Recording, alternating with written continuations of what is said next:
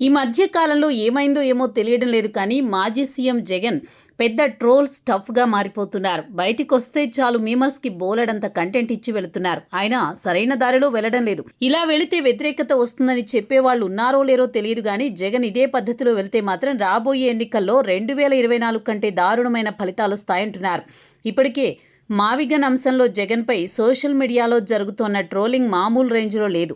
అంతేకాదు Saikrishna lockup death అప్పుడు అతని కుటుంబాన్ని పరామర్శించడానికి వచ్చినప్పుడు మీడియాతో మాట్లాడుతూ ఏదో పాపం చిన్నపిల్లాడు తెలియక తప్పులు చేశాడు, అంత మాత్రానికే ఇతనికి ఇలాంటి పరిస్థితి రప్పిస్తారా అని మాట్లాడారు. తీరా చూస్తే ఆ సాయికృష్ణ అనే వ్యక్తిపై మర్డర్ కేసులు, అఘాయిత్యం కేసులు చాలానే ఉన్నాయి. ఇలాంటి వ్యక్తికి మాజీ సీఎం సపోర్ట్ చేయడం ఏంటి అంటూ సోషల్ మీడియాలో పెద్ద ఎత్తున విమర్శించారు. అంతకు ముందు తెనాలిలో గంజాయి కేసులో పట్టుబడ్డ యువకులు పోలీసులు నడి రోడ్డు మీద కూర్చోబెట్టి కొడితే వాళ్లకు మద్దతు ఇచ్చి అదే తరహా కామెంట్స్ చేశారు.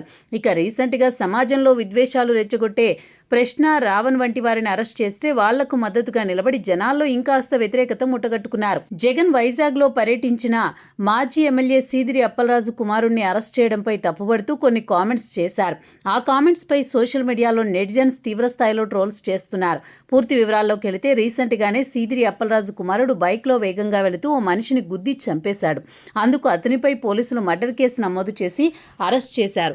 సీదిరి కుటుంబాన్ని పరామర్శించిన జగన్ మీడియాతో మాట్లాడుతూ సీదిరి అప్పలరాజు మన ప్రభుత్వంలో మత్స్యకారుల మంత్రిగా పనిచేశారు.